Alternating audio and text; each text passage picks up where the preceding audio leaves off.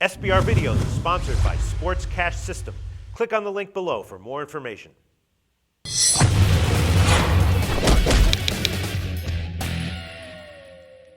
Hi, welcome to SBRForum Videos. I'm Peter Loshak. We are previewing UFC 164 right now with Nick Kalikas and Adam Martin, both from MMAoddsbreaker.com. Adam Martin is an MMA writer. Nick Kalikas, of course, is a regular guest, a professional MMA odds maker and a handicapper, and his website, again, is MMAoddsbreaker.com. We're also going to touch on the Kampmann Condit fight on Wednesday. Adam and Nick, thanks for being with us today.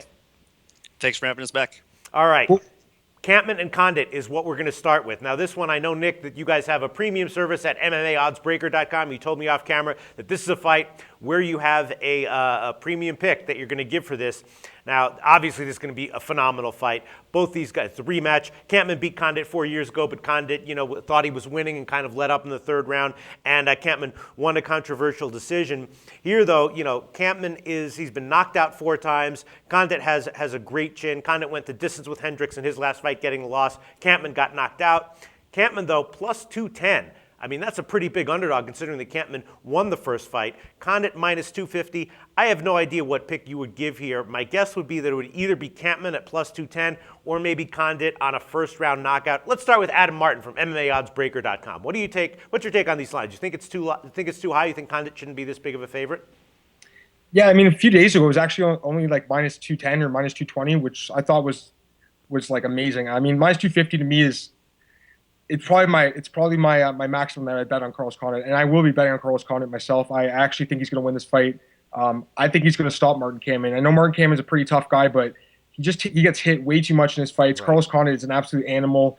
They call him the natural born killer for a reason. He has 26 stoppages and 28 wins. I mean, the guy doesn't really go a distance that often. I know he has in his last couple fights with GSP, Johnny Hendricks, and Nick Diaz, but those guys are like super durable, super tough. So I see him getting the stoppage here, so I do like Carlos Condit. Minus 250, like I said, it would probably be the maximum that I would play him at, because Martin Kampmann is a dangerous fighter. And like you said, he did win that first fight, although I personally thought Condit won the fight. Mm-hmm. But I do like him at minus 250. I also like the fight doesn't go the distance at minus 130, because I think there's a stoppage either way. It's a 5-round fight.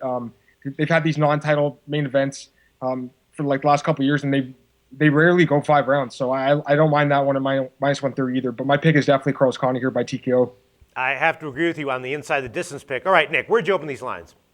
Well, I opened at minus 215 for Condit, and the comeback was around plus 165 or so for Kampmann. And, of course, the line's been out for a while, so it's gradually increased a little bit. But, again, places like 5 dimes take a tremendous amount of parlay action, so that's to be expected a little bit on the move. So is that line increase reflective of public action on Condit? Yeah, a little bit of general action, more so on Condit coming in, and also, like I said, with the parlay action as well. Now, Kampmann is a great fighter, so he's going to get support back. So that line's probably going to stay ballpark to where it is now, between 250 and 200, bounce back and forth a little bit.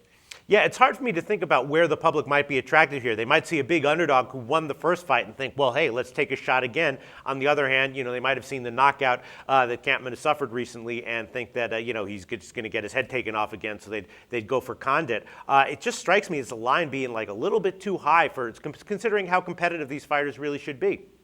Well, you got to also take in consideration, too, though. I mean, Carlos Condit, outside of George St. Pierre, a lot of people believe that he's the true welterweight champion right now. I know his loss to Hendricks kind of says otherwise, but as far as popularity, marketability, all that stuff comes into play, too, as well. So that, has to put Condit a little bit higher because the popularity does count as far as odds go, for sure. Sure. And, I mean, Condit did outstrike Hendricks, even though he lost the decision.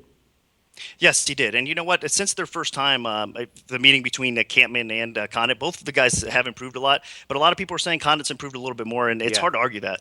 All right. Well, Adam Martin likes inside the distance. I personally like that very much myself. I also think maybe you might take a shot with Condit in a first-round knockout because, I mean, you would agree, Nick, that both these guys, I mean, if Condit gets a big decisive win here, then he gets a title shot. If he doesn't, then maybe it's a little bit more up in the air, right?